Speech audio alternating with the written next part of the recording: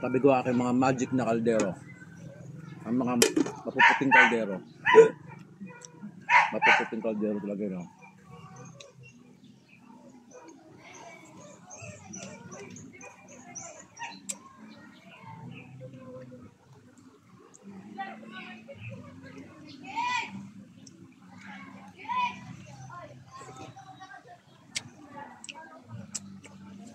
Meron ka lang galunggong, ayos na.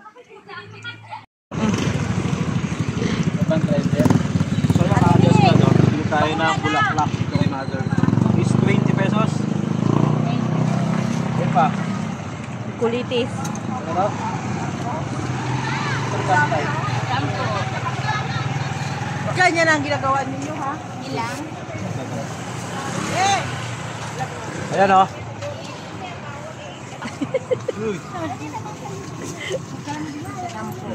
Yan mga Diyos Vlog, nakabili tayo ng gulay dito kanalaray sa Asia 1. Gulay is life. Uy, 30 lahat yun. Ano ba? 30, 20, supli. 20 na.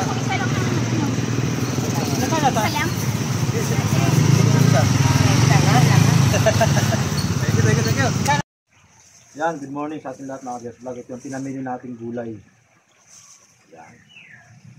Bulaklak ng kalabasa. At spinach. Ayan. Yan ang ating recipe ngayon. Siyempre, hindi mawawala ang okra.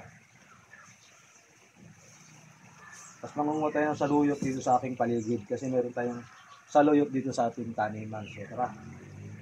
Anyo ko. Yan.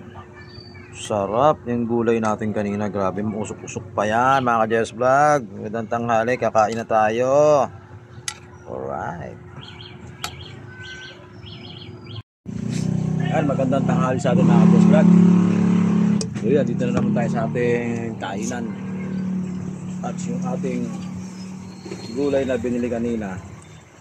Yun. Yung bulaklak ng kalabasa. At yung dahon ng kalabasa. Yan. Sarap ng higit ng sabaw. Habang mainit.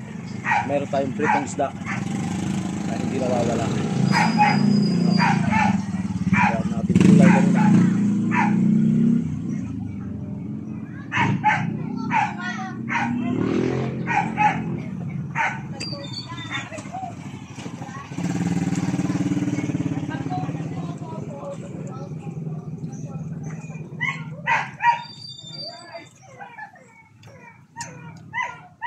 Katabi ko aking mga magic na kaldero. Ang mga mapuputing kaldero. Mapuputing kaldero talaga yun.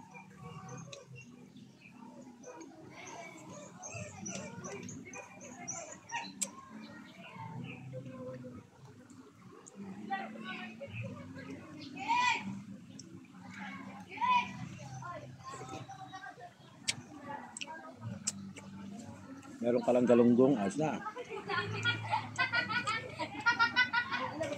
May isda.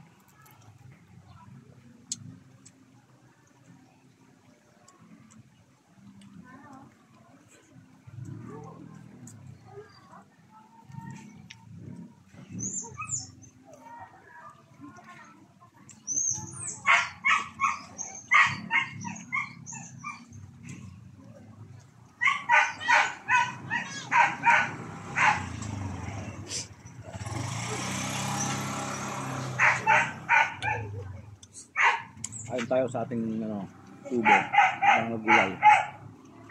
Yung pinamili natin kanina na palengke, ito yun.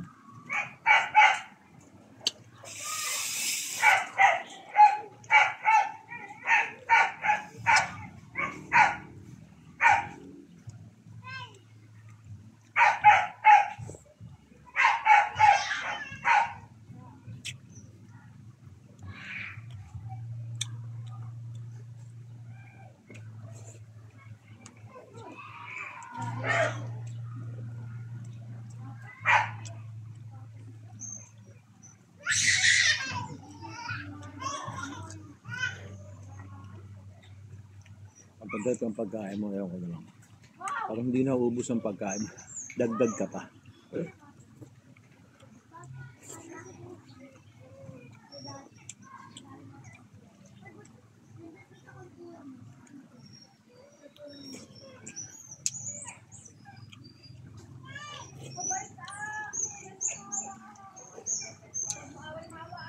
Maraming salamat sa inyo lahat. Magandang tanghali.